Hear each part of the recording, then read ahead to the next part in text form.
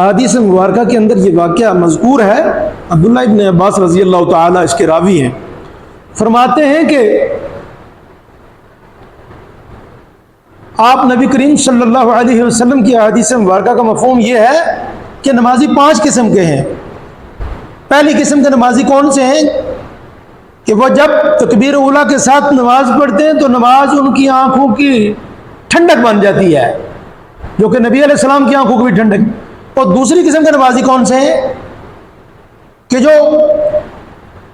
مسجد کے اندر جب نماز پڑھتے ہیں 5 نمازوں کے اندر آتے ہیں، نماز کے اندر توجہ سے پڑھتے ہیں، اللہ تعالیٰ بھی کہتے ہیں یہ نمازی ہے۔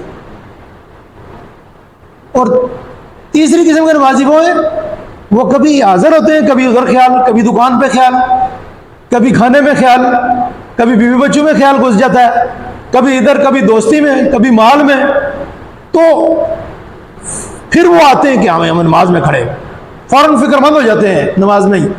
تو فرمایا یہ تیسری قسم کے جو ہیں ان کو اللہ تبارک و تعالیٰ سفارشی طور پر پاس فرما دے گا۔ چلو ان لوگوں نے کوشش تو کی ہے نا نماز کے اندر اپنا دھیان جمانے کی، حاضر رہنے کی کوشش کرتے رہے، شیطان اپنی کوشش کرتا اور یہ اپنی کوشش کرتے رہے، لہذا ان کو سفارشی طور پر پاس کیا جائے۔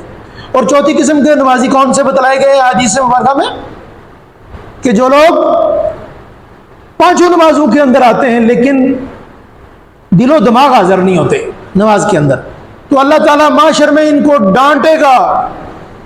اللہ کی ڈانٹ سے اللہ ہمارے سب کو محفوظ فرمائے، اللہ کی پناہ، اللہ ہم سب کی حفاظت فرمائے۔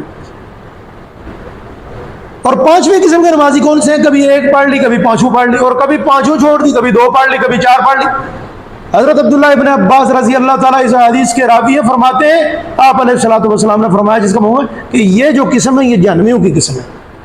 اللہ تعالیٰ ہماری حفاظت فرمائے اور ہمیں کما حق نمازوں کی ادائیگی نصیب فرمائے۔